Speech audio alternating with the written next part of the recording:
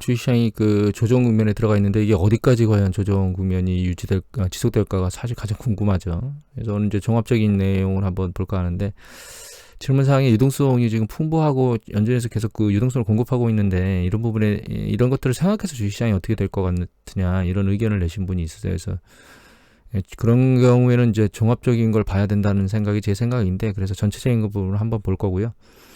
이제 그거 들어가기 전에 그 부동산은 유동성이 많은데 어떻게 될 거냐고 생각하는지 얘기해달라고 말씀하시는 분이 있었거든요. 그래서 이 기사로 제가 가름할 건데요. 더 이상은 풍선 효과가 없다라고 정부에서 뭔가 발표를 했잖아요.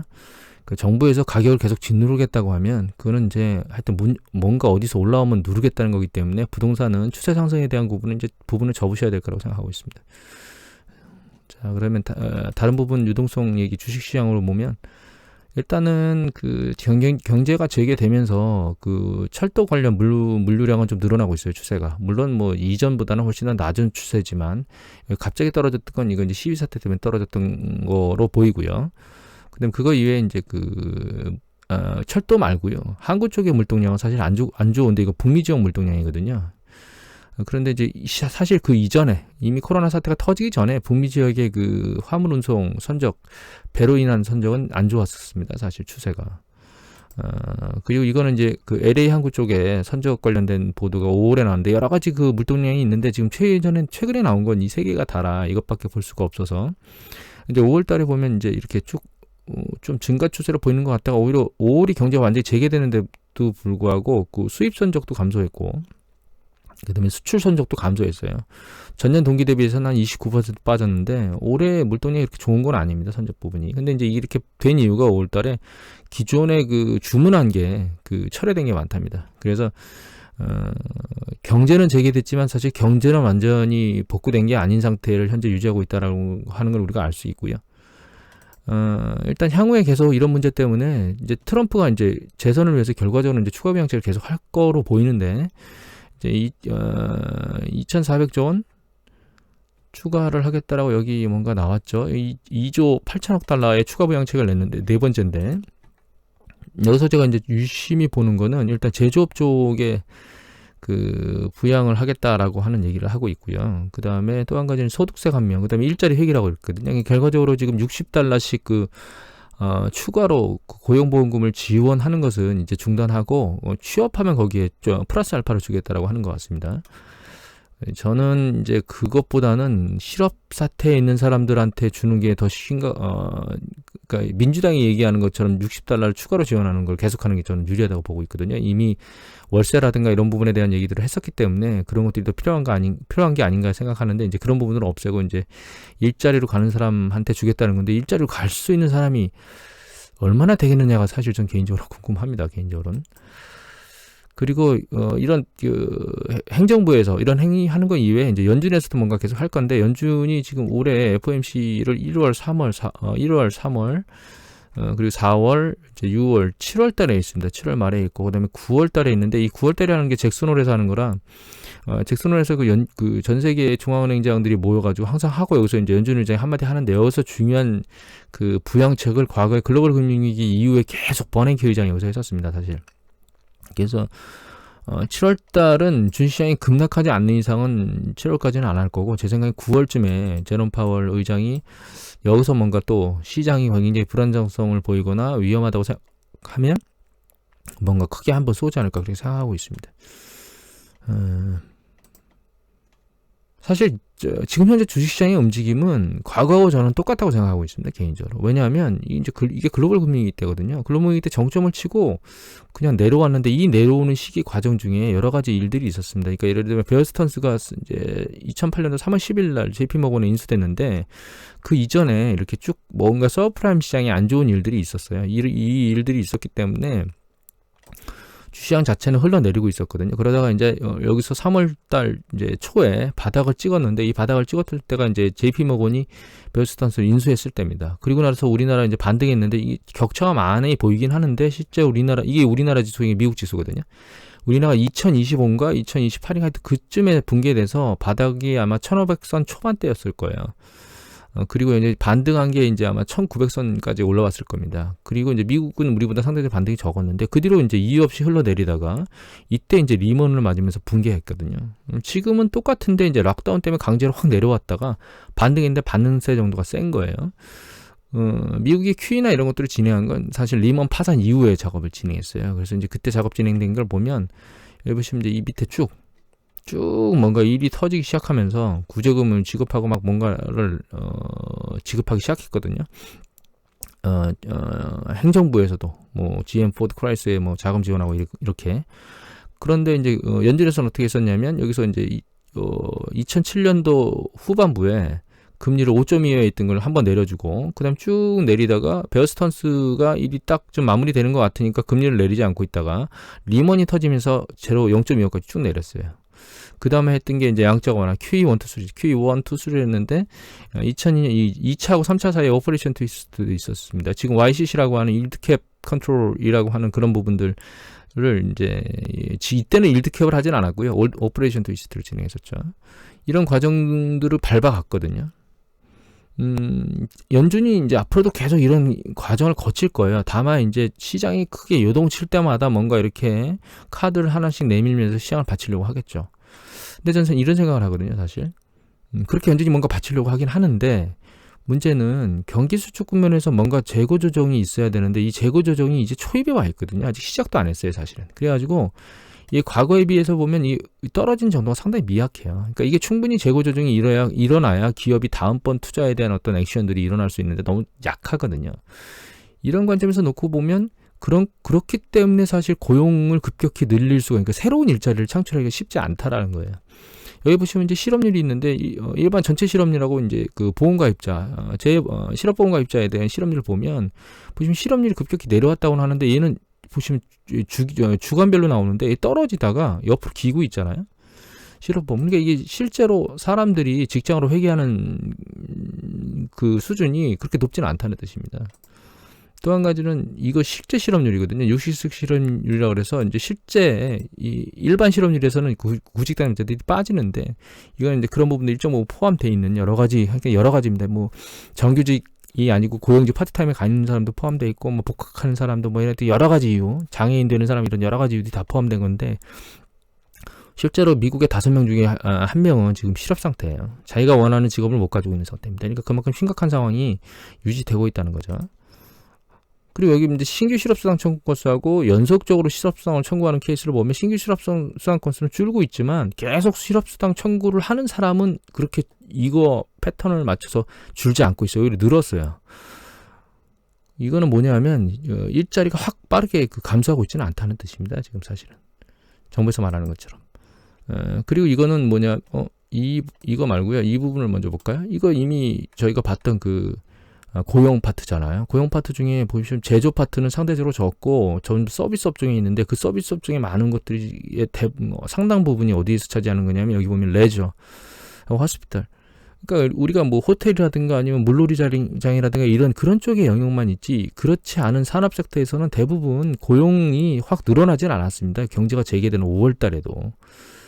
결과적으로 고용시장이 일부 영역에서만 확대됐다는 거예요. 그래서 전체적으로 고용시장이 이제 빠른 시간에 개선되기는 쉽지 않지 않을까라는 게 제 생각이고, 또 한 가지는 이제 그런 상황에서 놓고 보면 이게 지금 그 상업은행의 전체 대출에 대한 이제 연체율이거든요. 그러니까 가계기업 다 포함된 거죠. 근데 이게 내려오다가 최근 들어서 작년 뭐 3분기, 4분기, 올해 1분기 전부 다 연체율이 늘어나고 있어요. 이제 2분기까지 나와주면 더 좋을 건데, 이거 이외에 이제 뉴욕 연준에서 한 그 가계대출, 가계대출 보면 최근에 이제 여기 보면 이게 이제 오토런 역사, 이 오토런이죠. 오토런 그다음에 여기 크레딧카드는 이미 연체율이 많이 올라가는 상태고요. 스튜던트 론만 빼고서는 대부분이 다 올라가고 있는데 여기 보시면 마지막에 모기지가 잘 안 움직이고 있었는데 모기지론조차도 올라가고 있어요 지금 현재.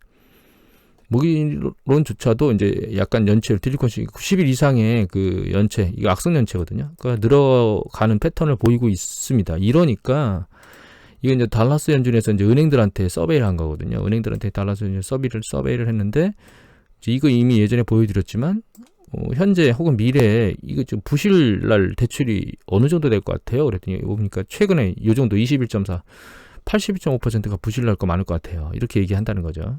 그리고 어떤 쪽에서 어떤 타입의 그 대출에서 부실날 것 같아요? 전용에서 다 나을 것 같아요. 이렇게 되는 거예요. 그러니까 그 은행에서는 결과적으로 어떻게 되느냐? 이 그 기준을 높이는 거죠.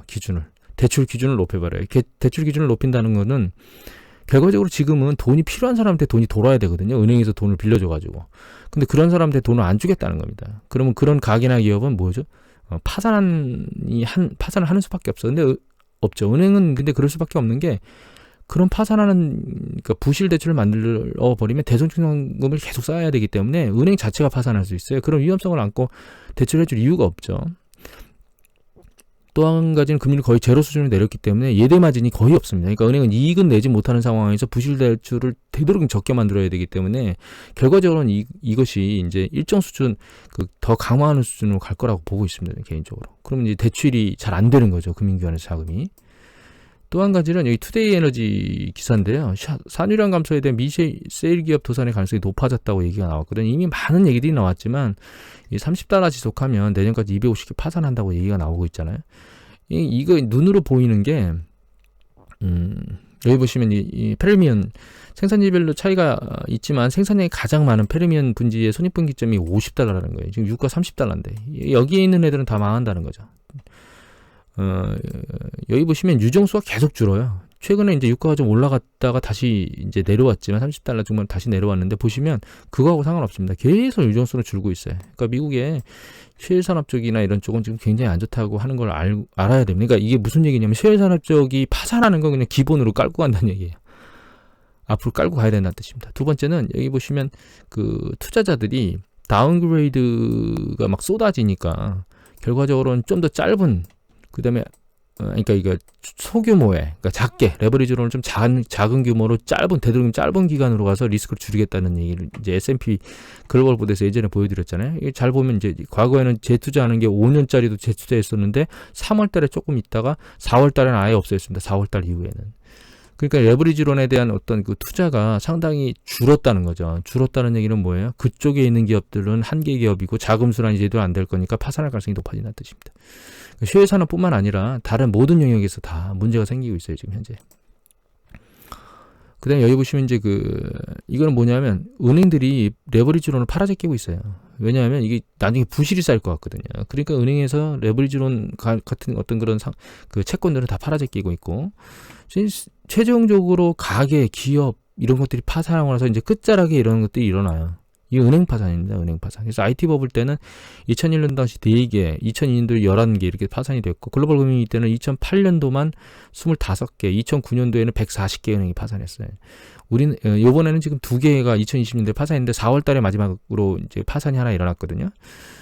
그런데 그 4월 그러니까 이 팬데믹 이후에 일어난 게 하나예요. 아직까지 파산할 게 없겠느냐 이런 부분들은 좀 지켜봐야 될 것 같고 앞에 있는 그런 어떤 가게나 기업의 상황으로 놓고 보면 은행 파산은 계속 지속될 거라고 보고 있습니다. 그러니까 지금 연준이라든가 정부에서라든가 뭔가 계속 얘기를 하고 있는 것 그다음에 서포트를 하고 있는 건 좋은데 문제는 한계에 있는 기업과 가게의 파산을 모두 다 막을 수는 없다는 겁니다. 그들이. 일정 수준은 다 파산이 일어날 수밖에 없다라는 거예요. 그 과정을 거치지 않으면 경기가 수축 국면을 끝내고 다시 확장 사이클로 올라가기가 쉽지 않다는 뜻이에요. 지금까지 말씀드린 건 이외에 추가적으로 베이스로 또 가는 게 있어요. 그건 뭐냐면 이거예요. 여기 이제 미국의 닥터가 한 명이 뭐라고 그랬냐면 최근 이제 올라갔잖아요. 바이러스 케이스가. 근데 이제 이 메디컬 시스템에서 문제가 생길 거라는 거예요. 사람들이 좀 뭔가 주의를 안 하면 미국 사람들이 주의를 제대로 하고 있느냐? 아닌 것 같다 이거죠. 우리처럼 주의하고 있는 사람들 우리보다는 덜 하고 있죠. 그래서 이제 2차 팬데믹이 이미 시작됐다고 얘기를 하고 있는 게 있고 또 한 가지 우리가 잘 알고 있는 파우치 소장이나 전문가들은 코로나 종식이 아직 멀었다고 얘기를 하고 있거든요. 근데 이 얘기가 지금 나온 게 왜 중요한 거냐면 백신 얘기들이 이미 나와서 가시적으로 백신이 보인다고 하는데도 불구하고 이 얘기를 하고 있다는 얘기는 코로나 종식이 굉장히 쉽지 않다라는 얘기를 하는 겁니다. 사실. 최종적으로 왜 지금 주식시장이 저는 바닥이 아니라고 보냐면 사실 가치에 있습니다. 저는 가치가. 어떤 사람은 주식시장이 윗방향으로 갈 거라고 생각해요. 유동성으로. 어떤 사람은 아랫방향으로 갈 거라고 생각하는 거죠. 근데 아랫방향으로 갈 거라고 생각하는 사람은 사실 아직 가치가 비싸다고 본다는 겁니다. 윗방향으로 가는 사람들은 이 가치를 무시해도 된다는 거죠. 아니야 이거 비싼 거 아니야. 위로 계속 가도 돼. 이제 새로운 세상이 도래했어. 연준이 떠받쳐주니까 주식시장이 이렇게 비싸게 계속 위로 올라갈 수 있어라고 하는 걸 전제한다는 거죠. 여기 보시면 그 야르디니 리서치에 나온 최근 6월 12일자 보면 지금 현재 포워드 PB가 여기까지 올라왔어요. 여기까지.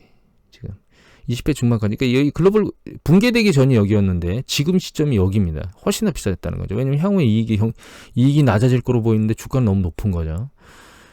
그러면 이제 생각을 해봐야죠. 과연 지금 그러니까 여러 가지를 생각해 봐야 되는데 한계 쪽에 몰려있는 가게하고 기업을 잘 다독거려서 정말 그렇게 파산이 일어나지 않도록 만들 수 있겠느냐. 연준하고 정부가.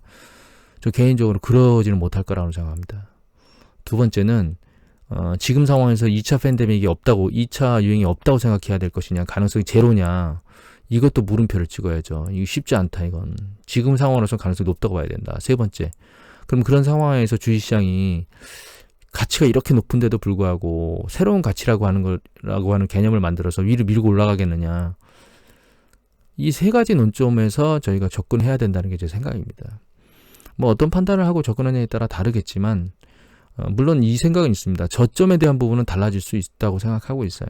과거하고 다르게 저점에 대한 부분은 상대적으로 그러니까 상대적으로 높을 수가 있지만 추세적인 부분에 대해서는 과거하고 동일한 패턴으로 움직이지 않겠는가?